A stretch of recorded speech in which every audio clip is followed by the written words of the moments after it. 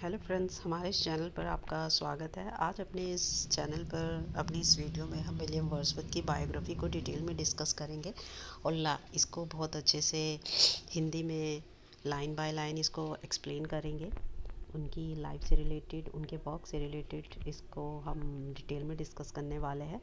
तो चलिए आज की अपनी इस वीडियो को स्टार्ट करते हैं। Biography of William Wordsworth. Biography जैसे कि बायोग्राफी होती है वो किसी और दूसरे पर्सन के द्वारा जो भी लिखा जाता है किसी के भी बारे में, उसको बायोग्राफी कहा जाता है। ऑटोबायोग्राफी की बात करें तो ऑटोबायोग्राफी जैसे कि आप जानते हैं वो खुद से लिखी जाती है, खुद एक पर्सन अपनी लाइफ के बारे में लिखता है। तो ये बायोग्राफी की बात हो रही है कि उनकी जीवनी क्या, उनके जीवन, उनकी जन्म, मृत्यु, उनके वर्क, माता पिता से रिलेटेड चीज़ों को यहाँ हम बता रहे हैं। बर्थ, उनका जन्म हुआ 7 अप्रैल 1770 कोकरमाउथ, कम्बरलैंड, इंग्लैंड में। तो वो एक ब्रिटिशर थे, ये इंग्लैंड की बात हो रही है। और उनकी मृत्यु हुई 23 अप्रैल 1850 को। अब किस वजह से उनकी मृत्यु हुई? उनकी मृत्यु हुई थी, एक बीमारी थी, प्लूरिसी। तो एग्ज़ाम पॉइंट ऑफ व्यू से ये बहुत बार क्वेश्चन बन चुका है, MCQ आया है कि किस वजह से उनकी डेथ हुई। प्लूरिसी से उनकी डेथ हुई और उनको दफनाया गया, बेरीड एट ग्रेसमेर चर्चयार्ड। ग्रेसमेर चर्चयार्ड है इंग्लैंड में, वहीं पर उनको दफनाया गया। उनके पिता की बात करें तो जॉन वर्ड्सवर्थ उनके पिता थे और एन कुक्सन उनकी माता जी का नाम है।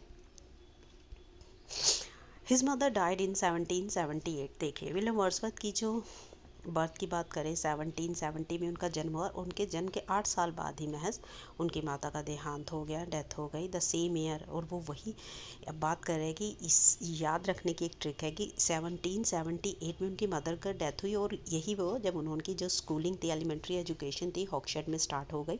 After that he join grammar school और थोड़े टाइम बाद उन्होंने ग्रामर स्कूल है कोकरमाउथ चर्च को, उसको ज्वाइन किया। अब उनके बहन भाइयों की बात करें तो वो 5 सिबलिंग्स थे, 5 बहन भाई थे, जिसमें कि विलियम वर्ड्सवर्थ जो थे सेकंड नंबर के चाइल्ड थे। विलियम वर्ड्सवर्थ बचपन से ही काफ़ी ज़िद्दी रहे हैं।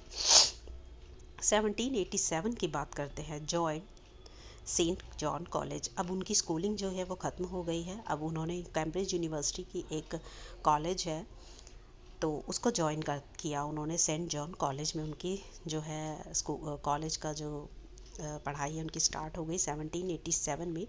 यहाँ पर जो है उनके एक टीचर की बात हो रही है, विलियम टेलर। विलियम टेलर जो है उन्होंने उनको बहुत ज़्यादा इंस्पायर किया, किस लिए? Compose poem. अब यहाँ से जो है उनकी स्टार्ट होती है कि कैसे एक स्टूडेंट को उसका टीचर जो है इंस्पायर करता है पोएम्स लिखने के लिए, और यहाँ से जो है उनकी एक रचनाकार के रूप में शुरुआत होती है। Tour of Alps, Alps mountain है, वहाँ पर उन्होंने एक टूर किया 13 जुलाई 1790 को, ये डेट याद रखिएगा। ड्यूरिंग हिज ग्रेजुएशन, जब वो ग्रेजुएशन कर रहे थे उस दौरान अपने दोस्त रॉबर्ट जॉन्स के साथ उन्होंने एल्प्स माउंटेन का एक टूर किया। आफ्टर रिटर्निंग, और जब वो वहाँ से आते हैं उसके बाद थोड़े वक्त के बाद उनका जो ग्रेजुएशन है, डिग्री उनको मिल जाती है जनवरी 1791 में। विलियम गॉडविन, विलियम गॉडविन एक काफ़ी रिनाउंड पर्सन थे अपने टाइम के। वो आज भी जो है लिटरेरी जो वर्क्स है उसमें उनका नाम है। और behind his inspiration for philosophy, philosophy की अगर हम बात करें, विलियम वर्ड्सवर्थ स्टार्टिंग में एक बहुत अच्छे फ़िलासफ़र भी रहे हैं। उन्हें फ़िलासफ़ी की तरफ उनका झुकाव हुआ, तो इसके लिए जो उनकी इंस्पिरेशन थी उसके पीछे थे William Godwin. In the beginning he was a Democrat, it clearly showed by a letter to Bishop to Lalendorf। उनका जो एक बिगनिंग में, स्टार्टिंग में जब उन्होंने लिखना स्टार्ट किया था वो एक डेमोक्रेटिक आइडियाज़ के साथ बड़े हुए। तो वो जो था ये क्लियरली शो होता था। उन्होंने एक लेटर लिखा था, a letter to bishop to Llandaff को, तो ये याद रखिएगा। और इसी लेटर के लिए एक अगला जो टाइटल है, another title for this letter, apology for the French revolution. अब फ्रांस की उनकी विज़िट की बात करते हैं। फर्स्ट विज़िट टू फ्रांस 1790 में वो गए, सेकंड विज़िट 1791 में। During his visit to France he met a girl named Annette Vallon. अब उनका जो विज़िट था 1790 में, उन्होंने जब वो फ्रांस गए तो उनकी जो मुलाकात हुई वो एक लड़की से हुई, फ्रेंच गर्ल एनेट वैलन से, जिससे कि वो प्यार में उनको मोहब्बत हो गई। और उससे विदाउट मैरिज उनकी एक बेटी हुई 1792 में। तो वो पिता बने एक लड़की के जिसका नाम कैरोलिन रखा गया।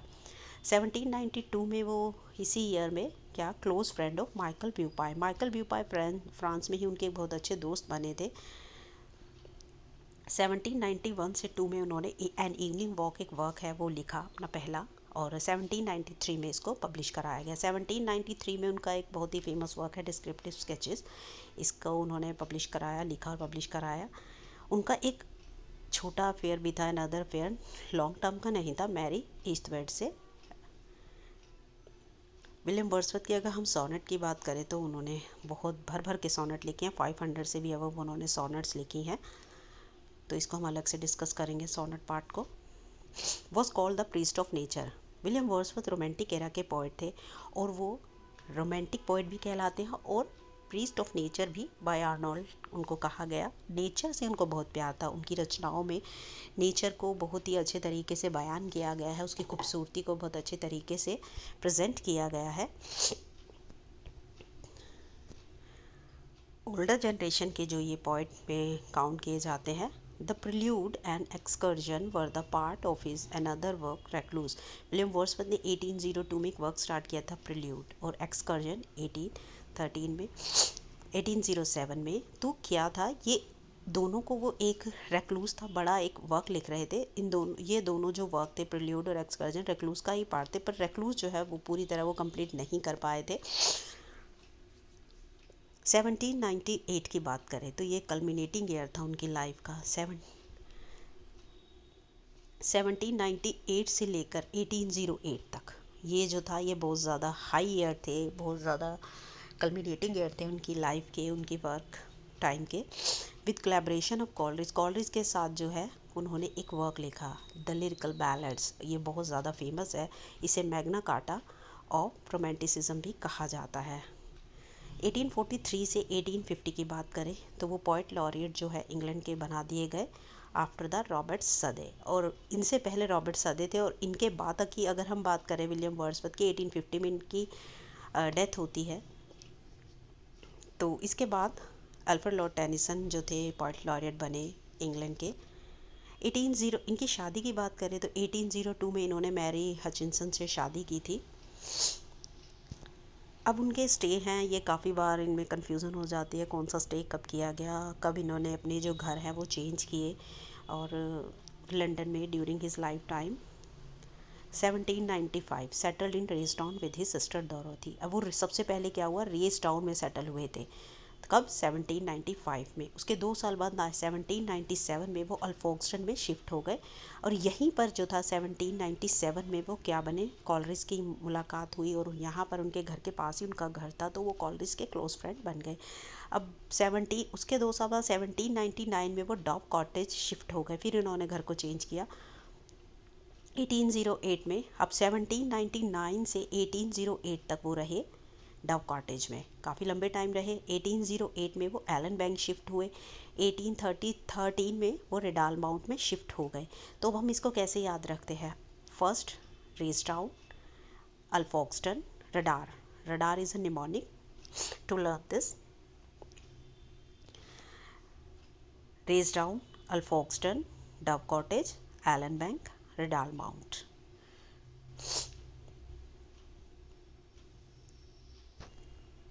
Lord Lonsdale offered him 100 pound per year. William Wordsworth जो उनकी फाइनेंशियल कंडीशन कुछ खास अच्छी नहीं थी, उन्हें अपने वर्क लिखने के लिए, उनको पब्लिश कराने के लिए काफ़ी ज़्यादा जो थी फाइनेंशियल प्रॉब्लम का सामना करना पड़ता था। तो उस वक्त एक लॉर्ड लॉन्सडेल थे, उन्होंने उनको 100 पाउंड पर ईयर देने के लिए ऑफ़र किया। स्टार्टिंग में उन्होंने इसे रिजेक्ट भी कर दिया, बट ऐसा होता है जब इंसान किसी फाइनेंशियल क्राइसिस में होता है तो उसको अपनी हालात को देखते हुए चीज़ों को एक्सेप्ट भी करना पड़ता है। तो 1813 में क्या किया उन्होंने, एक्सेप्ट दिस ऑफ़र, इस ऑफ़र को एक्सेप्ट कर लिया, job of distributor of stamps in 1813। और कुछ समय बाद ही लकीली उनको डिस्ट्रीब्यूटर ऑफ स्टैम्प्स ही उसकी जॉब पोस्ट ऑफिस में मिल जाती है, और वो इस जॉब पर अपॉइंट हो जाते हैं। कुछ और फैक्ट्स हैं, belong to the Tory group. William Wordsworth जो थे वो उस वक्त टोरी ग्रुप था, इंग्लैंड में 2 ग्रुप थे, टोरी ग्रुप, उसके साथ एक ग्रुप है टोरी, उसके साथ वो बिलोंग करते थे पॉलिटिकल उसमें एरिया में। इम्पॉर्टेंट वर्क की अगर हम बात करें विलियम वर्ड्सवर्थ के, तो पहला है उनका 1791-2 से एन इवनिंग वॉक, 1793 में डिस्क्रिप्टिव स्केचेस, 1798 में उनका जो है मैग्ना कार्टा आया, lyrical ballads, table turn, 1795 borders उनका सिंगल प्ले था, ये एक वर्स प्ले था जो कि सिंगल प्ले उन्होंने लिखा है वर्स में। 1799 टू पार्ट प्रेल्यूड आया, 1802 में उनका एक वर्क आया लीच कैथेड्रल, इसका 1807 में डैफोडिल्स जो है उनकी पोम आती है, 1815 में लाउडेमिया। ओड की बात करें तो ये एक इरेगुलर ओड है, पिंडारी कोड है, इंटीमेशंस ऑफ इमॉर्टैलिटी, सॉनेट्स में scorn not sonnet, nuns fret not sonnet, to the cuckoo, to the skylark, birds के ऊपर उन्होंने कुछ वर्क लिखे हैं, skylark, cuckoo, the world is too much with us, London 1802, it is a beauteous evening calm and free, my heart leaps up, इसका another name है rainbow. इन सभी जो वर्क है हम इनको डिटेल में अलग से, इनकी राइमिंग स्कीम, इनके मीटर, इनका कंपोजिंग ईयर, इनकी जो है पब्लिशिंग ईयर, सबको हम डिटेल में अलग से डिस्कस करने वाले हैं। Line by line each poem को हम डिस्कस करेंगे। Lucy poems to a butterfly ये अलग है, लूसी पोएम्स है, इसमें 5 पोएम्स उन्होंने कंपोज की थी, टू अ बटरफ्लाई भी उनका एक वर्क है, पोम है। स्पैरो's नेस्ट है, ode to duty, Matthew poems है। तो इस तरीके से बहुत इंपॉर्टेंट वर्क्स हैं, उन्होंने बहुत सारी रचनाएं की हैं। सभी को तो कवर करना बहुत मुश्किल है, मगर जो इम्पॉर्टेंट है उनको हमने यहाँ पर मेंशन किया है। Peter Bell, solitary reaper, the fountain, the waggoner, Peel Castle, she was a phantom of delight, Ruth Michael.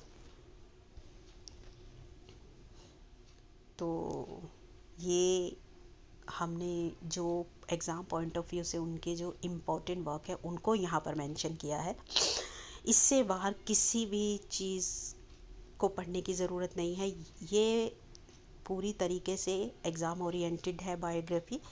ये पूरे क्रक्स है जो कि हमने अपने पर्सनल नोट से आपके लिए यहाँ पर लाए हैं हम।